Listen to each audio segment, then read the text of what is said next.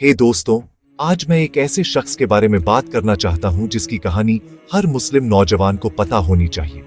देखो, मैं समझता हूं आजकल हम में से ज्यादातर लोग टिकटॉक, पबजी या रील्स के कभी न खत्म होने वाले सिलसिले में खोए रहते हैं। लेकिन क्या आपने कभी सोचा है कि आप क्या मिस कर रहे हैं?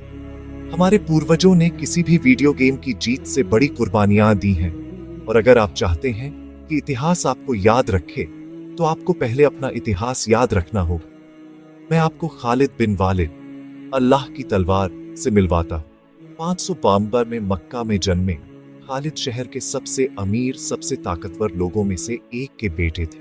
जब पैगंबर मोहम्मद ने अपने मिशन का ऐलान किया, तो खालिद दरअसल इस्लाम के सबसे बड़े दुश्मनों में से थे।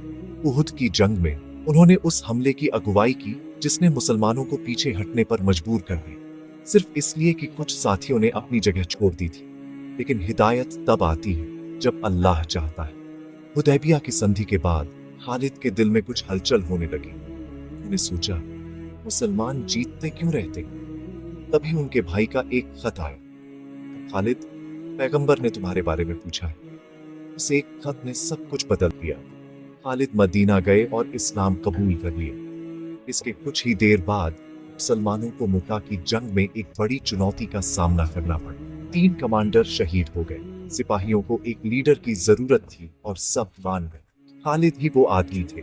लड़ाई इतनी भयंकर थी कि खालिद ने अपने हाथ में एक नहीं बल्कि 9 तलवारें तोड़ दी। पैगंबर ने तो यहाँ तक कहा, आज से खालिद अल्लाह की तलवार है। उनकी सबसे मशहूर जंग यमामा की जंग, मुसैलमा कज़्ज़ाब के खिलाफ, जिसने खुद को पैगंबर होने का दावा किया था। खालिद ने 60,000 की फौज का सामना किया, उन्हें घेर लिया और मुसलमानों को जीत दिलाई।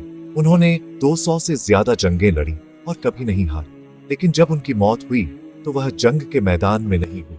वह रोते हुए बोले, मेरे शरीर का हर इंच जख्मी है, लेकिन मुझे कभी शहादत नहीं मिली। साथियों ने उनसे कहा, अगर आप शहीद के तौर पर मरते तो लोग कहते कि अल्लाह की तलवार टूट गई, इसीलिए अल्लाह ने आपको शांति से गुजरने दिया। खालिद बिन वालिद सिर्फ एक योद्धा नहीं थे, उन्होंने इस्लाम की इज्जत की हिफाजत की। याद रखो, इस्लाम सिर्फ इबादत के बारे में नहीं है, ये कुर्बानी के बारे में भी है। अगर आपको यह कहानी प्रेरणादायक लगी, तो इसे अपने दोस्तों के साथ शेयर करें और सब्सक्राइब करना न भूलें।